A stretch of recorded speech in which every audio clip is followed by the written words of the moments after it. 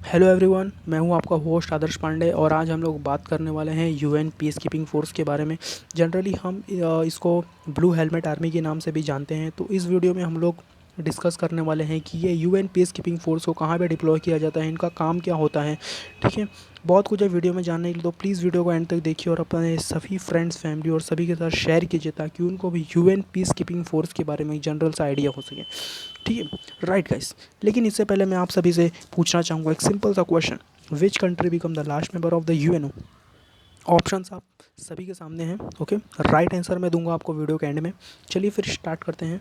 देखिए, सबसे पहले हम लोग बात करते हैं कि एक्चुअल में यूएन पीस कीपिंग फोर्स है क्या। देखिए, यूएन पीस कीपिंग फोर्स को क्यों यहाँ पे डिप्लॉय किया जाता है, इनको यहाँ पे डिप्लॉय किया जाता है ताकि ये पीस को मेंटेन करके रखे और एरिया को आर्म्ड कॉन्फ्लिक्ट होने से यहाँ पे बचा के रखे। देखिए, अगर कोई भी देश है, मान लीजिए दो देश है। ओके, यहाँ पे दो देश है, first one is USA and दूसरा चाइना। ठीक है, इन दोनों के इन दोनों देशों के बीच में अगर वॉर हो गया तो यहाँ पे यूएन पीस कीपर्स का देखिए रोल क्या रहेगा। यूएन पीस कीपिंग फोर्स जो भी रहते हैं, पीस कीपर्स होते हैं, ये यहाँ पे कोई भी युद्ध में यहाँ पे पार्टिसिपेट नहीं करते। मतलब ये ना यूएस के साइड से जाके फ़ाइट करेंगे और ना चाइना के साइड से जाके फ़ाइट करेंगे। जनरली इनका काम रहेगा कि जब ये वॉर ख़त्म हो जाएगा, वॉर के एंड के बाद यहाँ पे जब दोनों पार्टीज़ पीस के लिए रेडी हो जाएगी, यूएस एंड चाइना, कि अब हमें शांति चाहिए, तो फिर यहाँ पे यूएन पीस कीपिंग फोर्स को यहाँ पे डिप्लॉय कर दिया जाएगा ताकि आगे फ्यूचर में कोई कॉन्फ्लिक्ट ना हो सके इन दोनों देश के बीच में। ओके, तो ये लोग क्या करते हैं, reestablish peace and in an area of armed conflict. कोई भी एरिया में अगर आर्म्ड कॉन्फ्लिक्ट हो रहा है, वहाँ की आर्मी आपस में लड़ रही है, सिविल वॉर हो रहा है, तो वहाँ पे ये रीस्टैब्लिश करने जाते हैं पीस। जो शांति वहाँ पे चली गई थी, उस शांति को वापस लाने के, रीस्टैब्लिश करने के लिए ये यूएन पीस कीपिंग फोर्स यहाँ पे काम करती है। ओके, आई होप आप सभी को आएगा समझ में कि एक्चुअल में यूएन पीस कीपिंग फोर्स का काम क्या होता है। ये किसी भी देश के साइड से वॉर नहीं करती, ये सिर्फ मेंटेन करती हैं पीस, वहाँ पे शांति चाहती हैं ताकि कोई भी एरिया में कॉन्फ्लिक्ट ना हो सके। ओके, फिर हम लोग आगे बात करते हैं इसकी हिस्ट्री के बारे में कि हिस्ट्री क्या रहा है यहाँ पे यूएन पीस कीपिंग फोर्स का। तो यूएन पीस कीपिंग फोर्स यहाँ पे फाउंड किया गया था 1945 को, इसको इस्टेब्लिश किया गया था। तो देखिए, अब यहाँ पे क्वेश्चन ये आता है कि इसकी क्या ज़रूरत पड़ गई, हमारे वर्ल्ड को इसकी क्या ज़रूरत पड़ गई। तो देखिए, जब वर्ल्ड वॉर टू यहाँ पे एंड होता है तो उसके बाद से आप सभी को मालूम है कोल्ड वॉर चालू हो जाता है। ठीक है, कोल्ड वॉर में यहाँ पे दो देश आमने सामने थे, यूएसए एंड यूएसएसआर। ये दोनों ऐसे सुपर पावर बन के एमर्ज हुए थे आफ्टर सेकेंड वर्ल्ड वॉर। ठीक है, तो यहाँ पे यूएन, यहाँ पे इसको एक आई मीन देखिए, यूएनओ का एक्चुअल में काम क्या है, थर्ड वर्ल्ड वॉर होने से रोकना, ताकि ये थर्ड वर्ल्ड वॉर ना हो सके। ठीक है, देखिए, यूएनओ से पहले क्या था, league of nation. League of nation किस लिए था, लीग ऑफ नेशन इसलिए था ताकि दूसरा वर्ल्ड वॉर ना हो सके। तो जैसे ही दूसरा वर्ल्ड वॉर हुआ, यहाँ पे लीग ऑफ नेशन को हटा दिया गया और यहाँ पे बना एक UNO, that is United Nations Organisation. ठीक है, इनका काम है कि इनको थर्ड वर्ल्ड वॉर होने से रोकना है। ठीक है, तो जिस समय यहाँ पे सेकेंड वर्ल्ड वॉर यहाँ पे एंड हुआ, उसके बाद से ही कोल्ड वॉर चालू हो गया। तो इन्होंने क्या सोचा यूएनओ की, अगर ऐसा रहा तो आगे जाके थर्ड वर्ल्ड वॉर हो सकता है। इसीलिए इन्होंने यहाँ पे यूएन पीस कीपिंग फोर्स बनाया कि कुछ हद तक ये यूएन पीस कीपर्स जो रहेंगे, ये यहाँ पे शांति बनाए रखने में बहुत हेल्प करेंगे। और इवन ऑन ऐसा हुआ भी है कि अगर हम लोग देखें कि 1948 से 2019 तक यूएन पीस कीपर्स ने ऐसे 72 ऑपरेशंस यहाँ पे कैरी आउट किए हैं, जिसके वजह से इन 72 कंट्रीज़ में यहाँ पे बहुत शांति है। ओके, ज़्यादातर आप सभी को ये यूएन पीस कीपिंग ऑपरेशंस देखने मिलेंगे अफ्रीकन कॉन्टिनेंट्स में, क्योंकि अफ्रीकन कॉन्टिनेंट्स अभी भी अपने आप में सिविल वॉर की चपेट में है और वहाँ पे बहुत भारी मात्रा में इस समय वहाँ पे टेररिस्ट ऑर्गेनाइजेशंस और बहुत कुछ वहाँ पे ग्रोथ हो रहा है। ओके, तो यहाँ पे अपने आप में बहुत ही अच्छा यूएन पीस कीपिंग फोर्स है। ठीक है, तो इसको यहाँ पे इसलिए बनाया गया था ताकि कोल्ड वॉर यहाँ पे रोका जा सके। ठीक है, कोल्ड वॉर को रोकने के लिए यहाँ पे इसको बनाया गया था। ओके, तो अब हम लोग बात करते हैं कि इनको डिप्लॉय कौन करता है, who deployed UN peacekeepers, कौन से देश में कौन सा ऑपरेशन कैरी आउट करना है, इनको ऑर्डर्स कौन देता है। तो देखिए, जनरली ये काम होता है सिक्योरिटी काउंसिल का। यहाँ पे सिक्योरिटी काउंसिल यहाँ पे डिटरमाइन करती है deployment of a new UN peace keeping operations, मतलब कौन से देश में कौन सा नया पीस कीपिंग ऑपरेशंस यहाँ पे कैरी आउट करना है बाय यूएन पीस कीपर्स। ये यहाँ पे कौन करता है, सिक्योरिटी काउंसिल ये सबको ध्यान में रखती है कि किस देश में हमारे यूएन पीस कीपर्स को भेजना है फॉर पीस कीपिंग। ओके, तो अब हम लोग आगे बात करें कि ये यूएन पीस कीपर्स है, जो यूएन पीस कीपर्स है, अब इन लोग जो भी यहाँ पे यूएन पीस कीपर्स होते हैं, अब इनका कुछ तो मतलब सैलरी का खर्चा और भी रहने का वो सब का तो आता होगा कॉस्ट। तो देखिए ये जो यूएन पीस कीपर्स है, इन पीस कीपिंग फोर्स है, इसमें सबसे ज़्यादा कंट्रीब्यूट कौन करता है, सबसे ज़्यादा कंट्रीब्यूट करता है यहाँ पे यूएसए, सॉरी यहाँ पे यूएन आ गया है, यहाँ पे रहेगा यूएसए, ठीक है। फर्स्ट नंबर पे है यूएसए, ये यहाँ पे 27.89% यहाँ पे कंट्रीब्यूट करता है।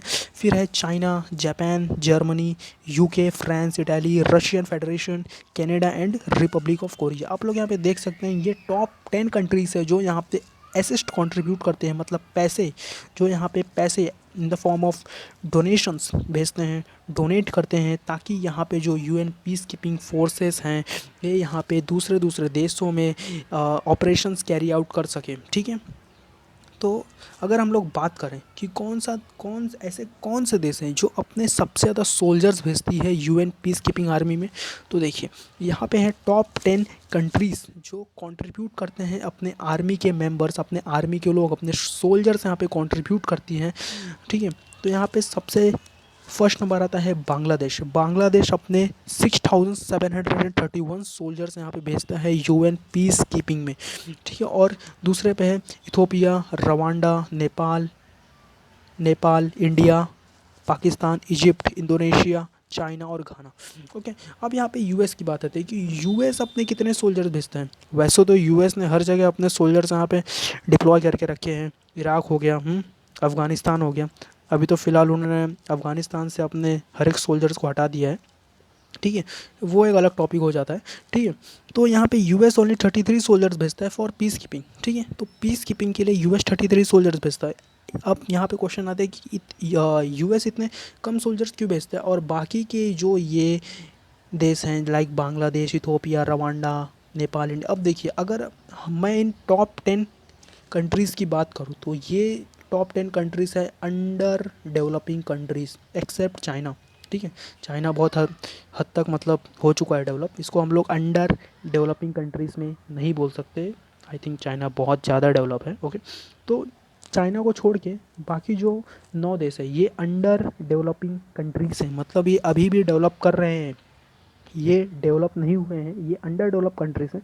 तो देखिए अगर आप लोग आर्मी के बारे में बात करें तो ये जो अंडर डेवलप कंट्रीज़ है ये ज़्यादातर अपने जो सोल्जर्स है यूएन पीस कीपिंग में भेजते हैं, ठीक है। देखिए यूएसए बहुत ही डेवलप कंट्रीज़ है, इनके सोल्जर्स को उतने पैसे की ज़रूरत नहीं होती है, इसके वजह से भी ये उतने मतलब सोल्जर्स अपने भेजते नहीं हैं। लेकिन अगर डोनेशन की बात करें तो यूएस सबसे ज़्यादा डोनेट करती है, ओके।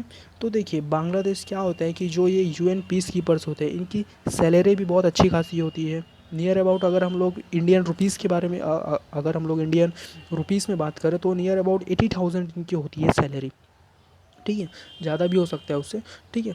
तो जो ये यूएन है अपने जो मीन यूएन पीस कीपिंग है, इन लोग अपने सोल्जर्स को जो सैलरी देते हैं वो नियर अबाउट 80,000 देते हैं हर एक सोल्जर्स को, ठीक है। तो देखिए बहुत ही अगर हम लोग इंडिया में बात करें तो कोई भी आम जो सोल्जर होता है, कॉमन सोल्जर, उसका 80,000 सैलरी होता नहीं है, मतलब बहुत ज़्यादा हो जाता है। तो अगर वही सोल्जर अगर यूएन पीस कीपिंग में अगर पार्टिसिपेट करता है तो उसका सैलरी हो जाता है 80,000। तो देख सकते हैं कि बांग्लादेश अच्छा खासा सोल्जर्स भेजता है, ठीक है। तो यहाँ पे देखिए अब अगर हम लोग सैलरी स्ट्रक्चर की बात करें, ठीक है, तो क्या होता है कि जो यूएन पीस कीपिंग ऑर्गेनाइजेशन है इन लोग क्या करते हैं, अगर 6731 सोल्जर्स के जितना भी सैलरी होगा इन लोग इन सोल्जर्स को नहीं देते, ये दे देंगे बांग्लादेश को, मतलब इस देश को दे देते हैं, बांग्लादेश को दे देंगे उनका पूरा सैलरी, और फिर ये जो बांग्लादेश की जो गवर्नमेंट है ये अपने सोल्जर्स को पे करेगी, ठीक है।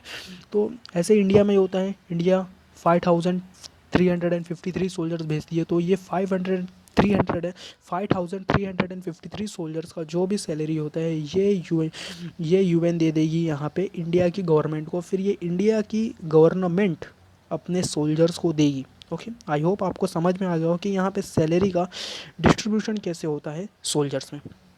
ठीक है, फर्दर हम लोग आते हैं अपने क्वेश्चन पे कि which country become the last member of the UN.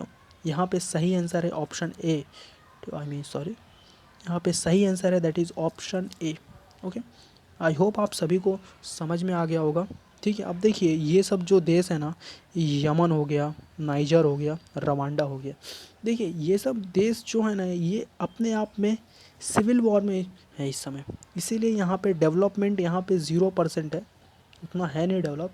Rwanda में भी उतना है नहीं डेवलप। आप सभी को शायद अगर आप सभी ने अगर हिस्ट्री देखा होगा तो 1994 में रवांडा में एक बहुत बड़ा जेनोसाइड हुआ था, वहाँ पे काफ़ी लोगों को मार दिया गया था। उसका बहुत ही इंपॉर्टेंट वीडियो भी मैं बहुत जल्द लाऊंगा, that is the Rwandan genocide.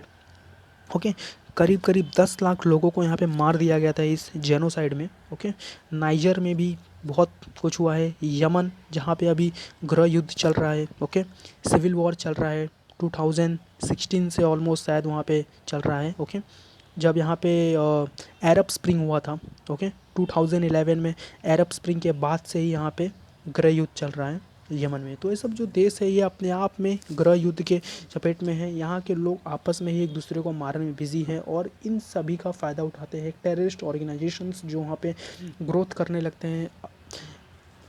Generally हम लोग बात करें तो जो भी टेररिस्ट ऑर्गेनाइजेशन है ज़्यादातर इस समय अफ्रीकन कॉन्टिनेंट में बहुत तेज़ी से डेवलप हो रहा है। हमारे हमारे इंडिया के साइड भी अच्छे खासे इस समय तो अफ़गानिस्तान का हालत आप सभी को मालूम है कि वहाँ पे कैसे तालिबान ने पूरा टेक ओवर कर लिया है। ठीक है, तो वो एक अलग टॉपिक है, लेकिन अभी भी यहाँ पे अफ्रीकन कॉन्टिनेंट्स में जो है देश है डेमोक्रेटिक रिपब्लिक ऑफ कॉन्गो, ठीक है, तांजानिया, यहाँ पे फ्रांस की आर्मी डिप्लॉय की गई है ताकि यहाँ पे कोई भी टेररिस्ट ऑर्गेनाइजेशन ग्रो ना कर सके।